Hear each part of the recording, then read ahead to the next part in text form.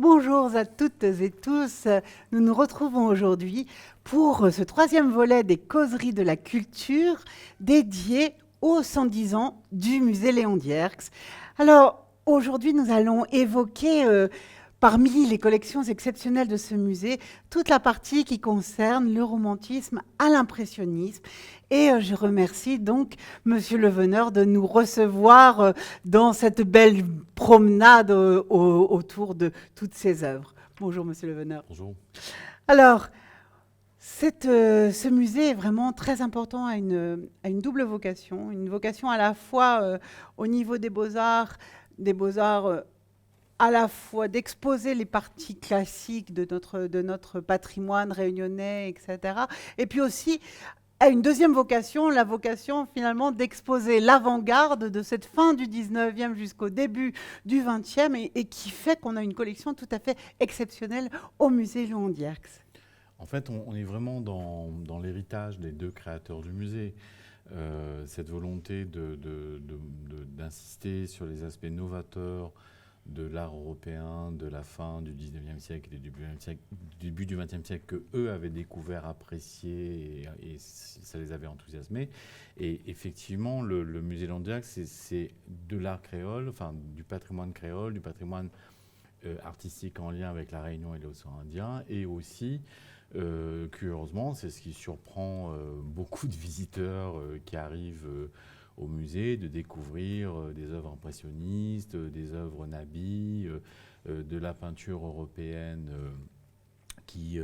dont certains noms se retrouvent au musée d'Orsay ou dans d'autres musées consacrés à l'art fin 19e, début 20e. Enfin, mais tout ça est l'héritage de cette volonté des Leblond, justement, d'équilibrer et de bâtir la collection du musée sur ces deux aspects-là, en fait. Voilà. L'art créole, l'art patrimonial, l'art en lien avec La Réunion et son histoire, et c'est ce que eux avaient pu découvrir en métropole à l'époque. Et c'est intéressant parce que finalement, ça donne à la partie européenne du musée, enfin des collections du musée, c'est quelque chose d'intéressant parce que c'est vraiment une collection européenne et c'est vraiment aussi une collection historique extrêmement intéressante à l'image de ce qu'était le milieu artistique parisien très riche, très dense, très cosmopolite au tournant du XXe siècle. Oui, c'est ça. Alors, on a vu dans notre premier volet, effectivement, l'histoire du musée. Dans notre deuxième volet, toute la partie patrimoniale dédiée au territoire. Et là, on va se retrouver plongé dans cette histoire. Alors, nous allons commencer avec une première œuvre que je vous propose de découvrir. Alors, cette œuvre est intéressante parce que c'est un tableau d'un artiste qui s'appelle Georges Michel, qui a été actif entre la fin du XVIIIe siècle et les années 1840. Et c'est un artiste fondamental dans l'histoire de l'art européen, dans l'histoire du paysage en Europe et en France en tout cas, parce qu'il fait la jonction finalement entre l'école de Barbizon, il annonce l'école de Barbizon et il préfigure la démarche de cette touche plus libre, plus spontanée, qui sera celle des impressionnistes par la suite. Et le paysage qu'on voit à l'écran, donc c'est un paysage aux alentours de Paris, c'est un paysage très inspiré parce que il a été également restaurateur des peintures du XVIIe siècle au Louvre. Et on sent là-dedans, même si ce n'est pas cette touche léchée des peintres hollandais du XVIIe siècle, puisque une touche peut-être un peu plus spontanée, mais cet héritage, ce ciel, ce grand ciel avec cet effet d'orage, ces arbres, l'effet extrêmement plat et l'horizon que l'on voit qui se dégage dans ce tableau, l'héritage des peintres de paysages du XVIIe siècle hollandais qui a influencé la production de Georges Michel. Et ce tableau est en fait, alors on est au tout début du XIXe siècle, mais ce qui est intéressant, c'est que c'est un tableau qui est entré dès le début dans les collections de musées parce que justement pour préparer le public réunionnais aux nouveautés artistiques de la seconde moitié du XIXe siècle qu'appréciaient les Leblond, ils ont essayé quand même d'inclure des tableaux qui ont préparé l'impressionnisme, et notamment lors de la période romantique. Donc ce tableau est caractéristique de ce qu'on appelle le romantisme et de la période romantique dans l'histoire de l'art. Oui, alors on voit, on est encore dans un paysage très construit Oui. et là on va arriver avec une autre vue sur une autre œuvre d'un autre artiste que je vous propose de découvrir à présent, qui s'appelle Le Gouffre. Alors, c'est le gouffre de Paul Huet, qui est une toile extrêmement célèbre de l'histoire du paysage durant la première moitié du XIXe siècle. Et c'est ce qu'on appelle une esquisse. Donc, c'est pas l'œuvre qu'on voit à l'intérieur des salles du musée Landière, ce n'est pas l'œuvre définitive. L'œuvre définitive, elle est beaucoup plus grande. Elle se trouve aujourd'hui au musée d'Orsay, à Paris. Et le musée Landière possède une des esquisses préparatoires que le peintre a réalisées pour fixer sa composition, fixer ses idées sur une toile. Et Huet fait partie d'un groupe d'artistes qui s'appelle le groupe de l'école de Barbizon, qui sont des artistes qui vont peindre en plein air. Ce sont des artistes qui s'installent à Barbizon, qui est un petit village dans la forêt de Fontainebleau. Et ces artistes vont initier cette démarche de peindre sur le motif, c'est-à-dire s'installer dans le paysage et de peindre ce qu'il y a devant eux. Sauf que le tableau que l'on voit à l'écran, en fait, est une peinture qui, certes, peut relever un peu de cette école de Barbizon, mais qui est encore imprégné de romantisme. Parce que qu'est-ce qui se passe? On voit un homme au premier plan avec un chien qui se penche au-dessus d'une faille rocheuse. À l'arrière, un autre personnage, les chevaux se cabrent, les arbres se penchent, on sent qu'il y a du vent dans l'air, on sent que c'est un ciel d'orage. On ne sait pas si l'orage va éclater ou vient d'éclater, mais on sent qu'il y a un drame qui vient de se passer, il y a quelque chose, est-ce que quelqu'un vient de tomber dans cette faille rocheuse? Enfin, il y a encore un peu de l'esprit romantique dans ce paysage, même si Huet fait partie de cette école de Barbizon, comme d'autres peintres, comme Narcisse Diaz de la Peña ou Théodore Rousseau, par exemple. Voilà. Mais donc ces deux tableaux entrent dès le début au musée Landière, dans ce principe quand même de donner au public réunionnais des repères pour bien comprendre comment la révolution impressionniste va se mettre en place après.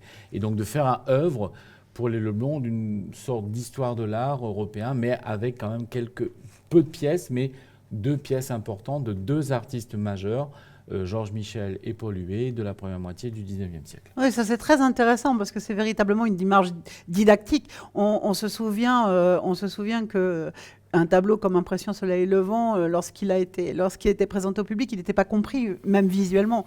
Les gens avaient du mal à l'interpréter, ce qui pour nous, aujourd'hui, avec notre œil du XXIe siècle, ne pose plus aucun problème. Et c'est vrai que cette démarche didactique est vraiment très intéressante de la part de Marius Leblond, de vouloir, dans l'acceptabilité, finalement, de l'avant-garde. Et c'est vraiment très bien. C'est tout le projet du musée, en fait, pour les Leblond. Parce que pour eux, le musée, mais comme la plupart des musées français du XIXe siècle, il y a une vocation pédagogique, il y a une vocation didactique, il y a une vocation de bâtir une histoire de l'art, d'expliquer, en tout cas dans les musées Beaux-Arts, hein, c'est autre chose dans d'autres types de musées, mais dans le musée Beaux-Arts, il y a vraiment cette volonté très didactique. Et finalement, ce qu'il crée, les collections qu'il rassemble pour le musée Landière, sont dans le droit fil de cette tendance des musées au XIXe siècle, vraiment d'être didactique, pédagogique, d'éduquer en fait le regard et de former les peintres.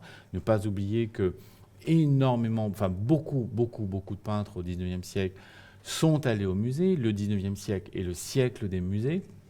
Et c'est dans les musées que les artistes vont aller copier, vont aller s'inspirer des maîtres du passé pour justement produire les plus grands. Degas, une partie des impressionnistes sont allés au Louvre copier. Enfin bref, il y a vraiment le musée et les collections de musées sont aussi des sources d'inspiration pour les artistes, pour le public, pour éduquer le public, etc.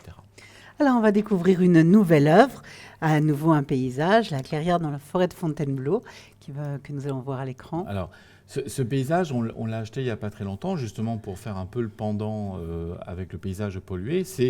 Voilà ce que les artistes de l'école de Barbizon peignent, en fait. Voilà c'est un petit format, donc il faut quand même comprendre que cette démarche d'aller peindre sur le motif, donc on ne va pas arriver avec des toiles qui font 4 mètres par 5 de large, on arrive avec des petits formats qui sont préfabriqués, qu'on achète chez les marchands de couleurs.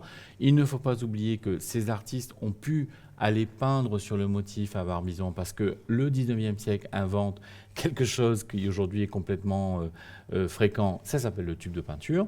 Donc du coup, on a un tube de peinture, donc on n'a plus besoin de préparer ses couleurs, on a le tube, on a le rouge, le vert, le bleu, le jaune, etc., etc. On mélange tout ça sur sa palette, on s'installe dans une clairière, dans une forêt, et on peint ce qu'il y a en face de soi.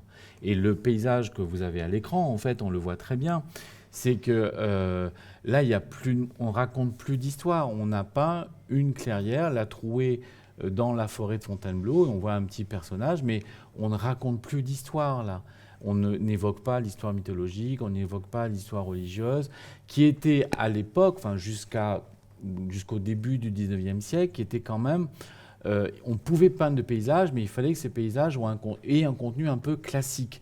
Là, avec l'école de Barbizon, avec les peintres de l'école de Barbizon, on peint ce qu'on a devant les yeux et on s'attache à représenter le moment, l'instant, et déjà presque l'impression, même si on n'est pas chez les impressionnistes, mais en fait le ressentiment que l'on a en face d'un paysage à un moment donné. Et du coup, une touche plus libre, une touche plus rapide aussi, qui va préfigurer celle des impressionnistes par la suite.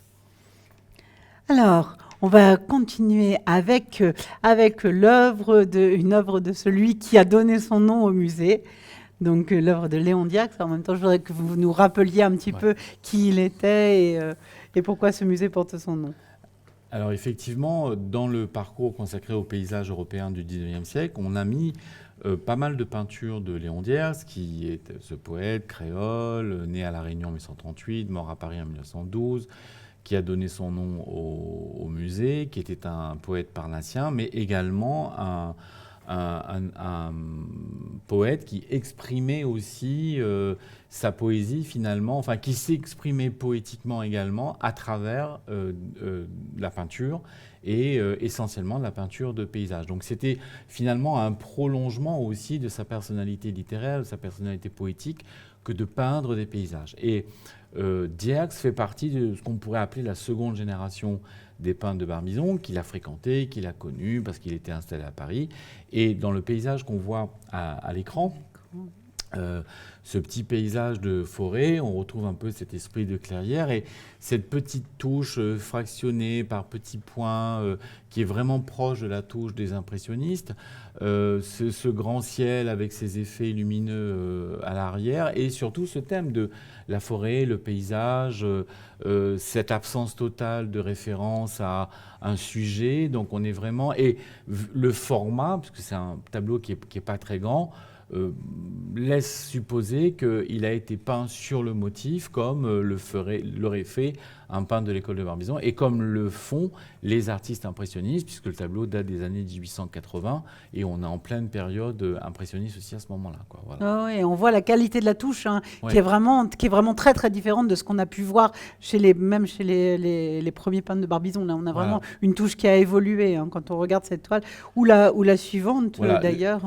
Le tableau que vous voyez maintenant à l'écran, c'est vraiment par une citation parce que c'est vrai qu'il y a un tableau célèbre de l'école de Barbizon qui s'appelle « Effet de crépuscule dans la forêt de Fontainebleau ». Et on a ici aussi une référence avec ce tout petit tableau de Diax, effectivement, encore une fois, à l'école de Barbizon. Voilà. Ah, et puis l'intérêt pour la lumière, les effets lumineux, tout ça est vraiment... et surtout peint sur le motif. C'est-à-dire qu'on saisit l'instant, on saisit le moment. Et on est dans une démarche qui est celle qui va préfigurer celle des impressionnistes. C'est tout à fait étonnant. Alors, parlons d'un autre peintre à présent, avec une peinture européenne, une peinture française de Daubigny, qui va apparaître. Alors, François Daubigny, en fait, est considéré comme étant un pré-impressionniste. il fait partie du groupe des impressionnistes, mais il les préfigure un peu. Donc c'est tout ce groupe, Monet, Manet, Renoir, Sisley, Pissarro, etc., etc. Et une des particularités de Daubigny, c'était de s'intéresser justement aux effets lumineux. Parce qu'il y a toujours ce rapport à l'eau qui est intéressant dans la peinture impressionniste, les reflets, la dissolution des formes, le côté évanescent que peuvent avoir le reflet d'un arbre, d'un paysage, d'un pont dans l'eau, et de jouer justement sur ces rapports, en fait. Et là, vous avez le bateau que Daubigny avait fait construire, qu'il utilisait, et qu'il parcourait la Seine à bord de ce bateau, et à bord de ce bateau, il faisait ses peintures au fil de l'eau.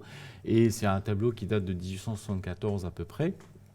Et on a ici vraiment, regardez le ciel, c'est traité avec une touche très large, on sent le coup de pinceau, on sent vraiment, et tout est plutôt évoqué, plutôt que c'est pas une représentation extrêmement détaillée. On a plus l'impression que c'est une esquisse, et finalement ce n'est pas une esquisse, mais bien un tableau définitif en fait. Et ce genre de peinture, ne l'oublions pas aujourd'hui, si on l'apprécie, on la regarde, on la trouve fascinante, mais ne pas oublier que ce type de peinture est absolument détesté dans les années 1870 par les officiels, par le salon, par le public. Et n'oublions pas qu'avant de triompher sur les cimaises des musées consacrés à l'art de la fin du XIXe siècle, les peintres impressionnistes avaient été rejetés complètement par l'académisme, par une grande partie du public qui ne comprenait pas le type de peinture qui leur était présenté. Ah ouais, avec cette touche très libre, et puis surtout cette absence de sujet finalement. Le sujet est le paysage lui-même, et ça c'est vraiment révolutionnaire. Le sujet, c'est le paysage, c'est ce qu'on voit. C'est aussi une nouvelle façon de peindre. C'est-à-dire que quand l'impressionnisme se développe, il y a une technique qui est inventée qui s'appelle la photographie. Donc vous voulez avoir une restitution exacte et précise d'un paysage, vous faites une photographie. Mais comment inventer une nouvelle peinture, comment inventer une nouvelle façon de peindre, c'est justement toute la révolution des impressionnistes qui vont simplifier la touche, qui vont la faire plus large, qui vont la faire plus spontanée, qui va introduire une plus grande couleur, et tout ça va révolutionner la peinture à partir des années 1860-1870 en fait. Voilà. Alors l'un des acteurs de cette période, un des acteurs majeurs, on va parler d'Ambroise Vollard, et puis en même temps d'un peintre qui l'a mis et qui a fait son portrait. Et là, vous allez nous évoquer cela parce que c'est vraiment très important dans notre histoire de musée. On reviendra sur Vollard à l'occasion d'une autre émission, mais il était important justement d'évoquer déjà ce nom quand on parle dans cette émission consacrée au paysage européen. Parce que Vollard, quand on peut le voir à l'écran, je vous montre un portrait de Vollard qui a été fait par Émile Bernard en 1916. Bon, ce n'est pas un des portraits majeurs de Vollard, mais en même temps, Vollard a été un marchand. Il s'est intéressé à la peinture impressionniste au début de sa carrière, même s'il ne pouvait plus acheter des grands noms et que c'était un peu difficile. Mais il a quand même réussi au fur et à mesure à en acheter. Et grâce à la donation que fait son frère au musée en 1947, et comme vous le voyez sur le tableau qui suit, on a au musée Landiers une toile majeure d'un membre majeur du groupe des impressionnistes, Gustave Caillebotte, alors qui était le mécène des impressionnistes. C'est que lui, Caillebotte, n'avait pas réellement besoin de vendre sa peinture. Il était rentier, son père avait fait fortune, il lui avait laissé un héritage conséquent et confortable. Et par contre, il a beaucoup acheté les tableaux de ses amis Manet, Monet, Renoir, etc., Sisley, Basile, etc., etc. Tout ça pour les aider financièrement, parce qu'ils n'arrivaient pas à vendre. Et le tableau que vous avez sous vos yeux, qui s'appelle « L'entrée du jardin à Petit-Gennevilliers », est caractéristique justement de la peinture impressionniste. Bon, il n'y a pas de sujet, c'est une dame qui coud à côté d'une barrière au bout du jardin de Caillebotte à Petit-Gennevilliers, qui forme le premier plan. Bon, on a toujours un peu une composition structurée, on a des arbres qui cadrent les deux extrémités de la toile. Au second plan, on voit le fleuve, et au troisième plan, on voit cette forêt qui est la forêt d'Argenteuil, qui est le grand lieu des impressionnistes à partir des années 1860. Donc finalement, et tout ça dans une peinture très claire, les ombres sont bleues, la touche est fractionnée, il y a une luminosité extraordinaire dans ce tableau, et surtout, euh, la peinture a été faite avec, enfin, la composition a été faite avec la peinture. Il n'y a pas de dessin préalable. On a attaqué la toile avec la peinture, on a construit, et c'est ça toute la démarche aussi des impressionnistes, c'est qu'on bâtit la composition avec la peinture, avec la couleur. Il peut y avoir encore une trace de dessin sur la toile, mais on attaque, n'oubliez pas, Van Gogh qui attaquait la peinture avec le tube de peinture, donc il servait de pinceau. Donc c'est ça qui aussi constitue l'originalité aussi de cette peinture-là. Voilà. Et Ouais. le tableau de Gustave Caillebotte fait partie, c'est une des œuvres majeures qui est entrée dans le musée Landiax avec la donation. Voilà. Alors, nous allons voir justement une autre manière aussi de peindre l'eau, toujours dans la manière impressionniste, avec cette toile qui suit, que je vous propose de voir. Alors, cette toile fait aussi partie de la donation Vollard en 1947, et c'est un artiste qui a eu une certaine renommée à son époque. Bon, aujourd'hui, un peu moins célèbre que les Caillebotte, que les Monet, que les Manet, etc., etc. Mais Maurice Elliott a eu à un moment un certain succès, et Vollard, bien sûr, a eu des Maurice Elliott. On en a 2 au musée Landiax. Et cette toile est intéressante parce que immédiatement, quand on la voit, on ne peut pas s'empêcher de penser à d'autres toiles très, très, très, très, très célèbres, beaucoup plus célèbres que celle-là, qui s'appelle Les Nymphéas de Monet. Et ce qui est intéressant, c'est que Les Temps Fleuris a précédé, enfin, a été faite bien avant les toiles de Monet. Et là, on voit tout le rapport au jeu des reflets, à la dissolution des formes, à cette touche fractionnée par petites touches de mauve, de bleu, de vert, cette luminosité qui baigne la composition, et tout cet intérêt justement des impressionnistes pour la couleur, pour la luminosité, pour la volonté de saisir un instant, un moment, une impression. Voilà, c'est ça l'idée en fait qui est derrière tout ça, c'est vraiment de saisir un moment, un instant. Et pour saisir ce moment, pour saisir cet instant, eh ben, la façon de peindre évolue. Elle est plus rapide, elle est plus, comme elle baigne. On est dans la nature, ben, vous avez une lumière du matin, une lumière de l'après-midi, une lumière du soir. Vous avez un effet de nuage, vous avez un effet de pluie. Pensez à la série des Meules ou à la série des cathédrales de Rouen de Monet. On est dans cet esprit-là, en fait. Donc, voilà, on a vraiment de très, très beaux exemples de peinture impressionniste au musée Landiax. Ah oui, d'ailleurs, la suivante en est une également. Oui, ça, c'est une toile d'Armand Guillaumin, qui lui aussi fait partie du groupe des impressionnistes. Alors, lui, il avait la particularité de pousser un peu plus les couleurs, et ces couleurs sont plus vives et proches de ce qu'on va voir apparaître après avec les nabis ou les fauves. Enfin, il avait la caractéristique vraiment d'avoir des couleurs un peu plus, mais on retrouve encore dans ce tableau le rapport à l'eau, le rapport à la dissolution des formes, le rapport finalement, on ne sait pas où est la frontière du solide et du liquide. Enfin, et c'est une peinture de paysage, c'est un coin d'un moulin. La peinture s'appelle le barrage, et c'est une toile intéressante parce qu'elle elle est rentrée au tout début des collections, elle est rentrée dès 1912, et c'est un don d'une galerie parisienne à l'époque au musée Landiax. Oui, alors ça, c'est vraiment très étonnant. Là, on voit, là, quand vous parliez d'évolution, c'est vrai qu'on passe des précédentes que nous avons vues avec ces petites touches de couleurs qui donnent une grande vibration, à des touches plus larges, là, avec une Oui. autre manière de traiter la peinture qui donne vraiment déjà un petit peu ce qu'on va voir ensuite. Là, on est vraiment Oui, en chez fait, un novateur. voilà, donc c'est vraiment l'idée qu'on peut bâtir, et c'est encore plus le cas avec la toile suivante, qui évoque une autre école, qui est celle ce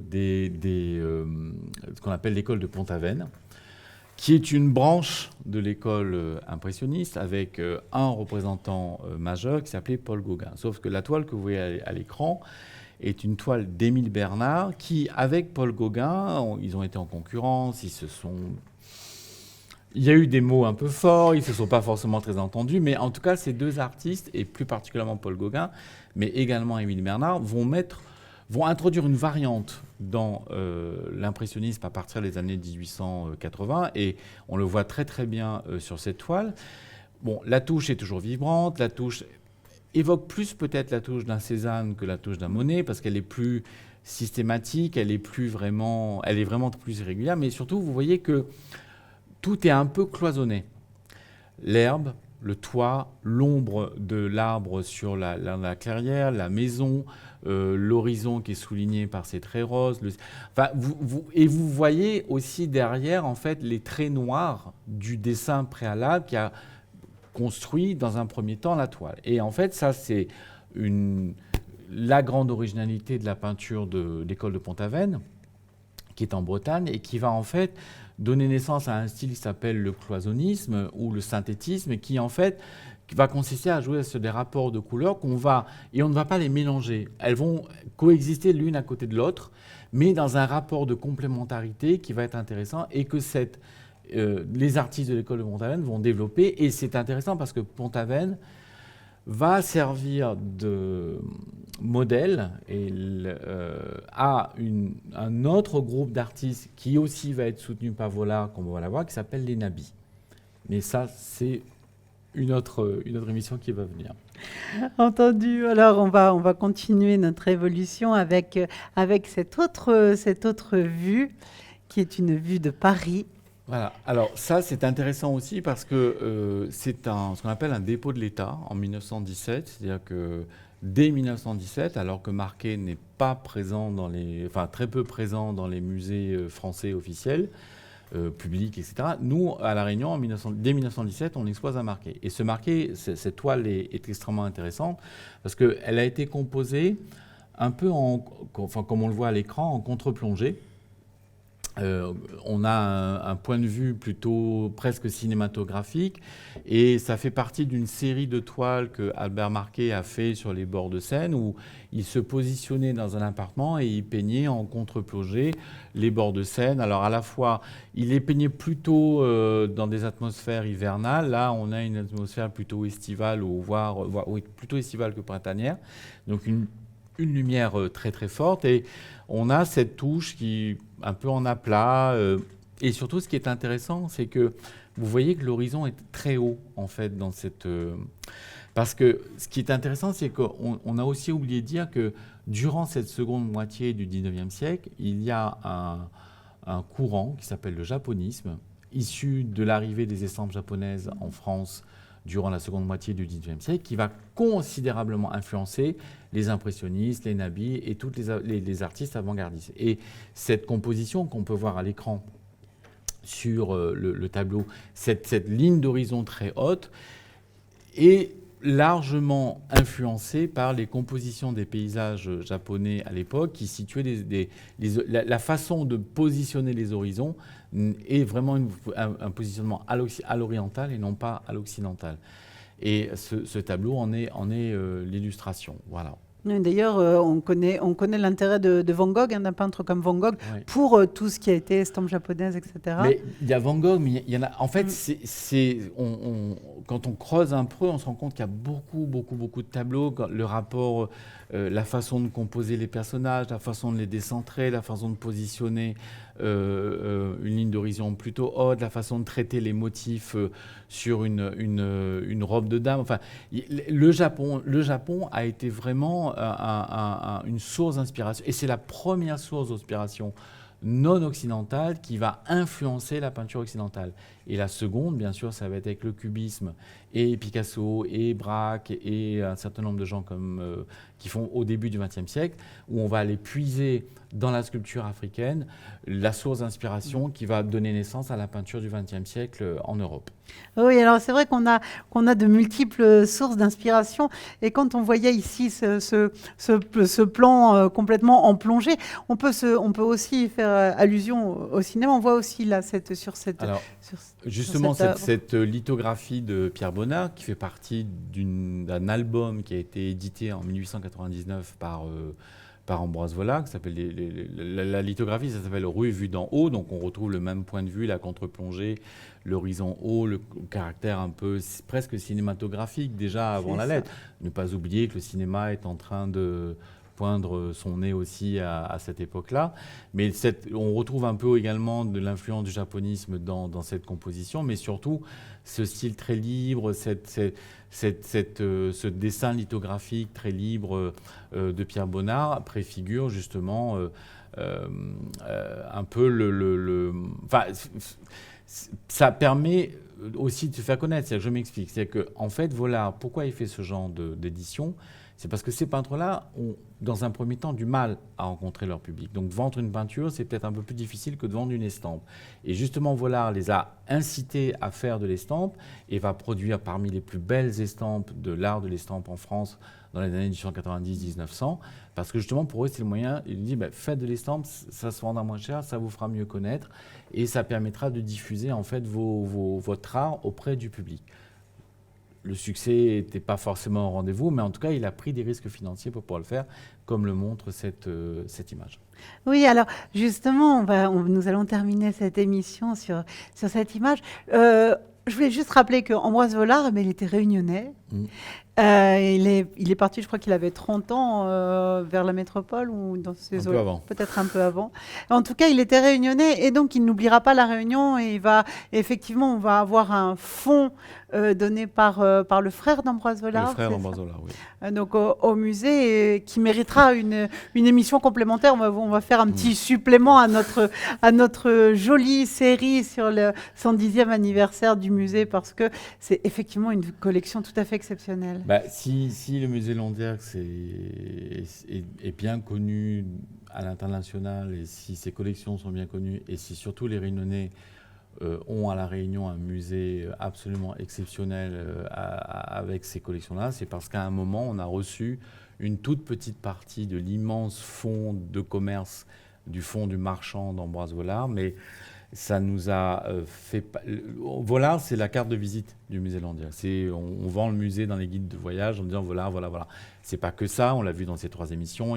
C'est un musée beaucoup plus riche, une histoire beaucoup plus dense, une histoire qui se raccroche aussi à La Réunion. Mais Vollard a quand même permis au musée Landière, la donation faite par son frère, a permis vraiment au musée Landière d'avoir des œuvres incontournables et qui relèvent plus de, je dirais, une histoire universelle de l'art. Écoutez, merci beaucoup, Monsieur Leveneur, de cette absolument extraordinaire promenade au sein des collections du musée Léon Dierx.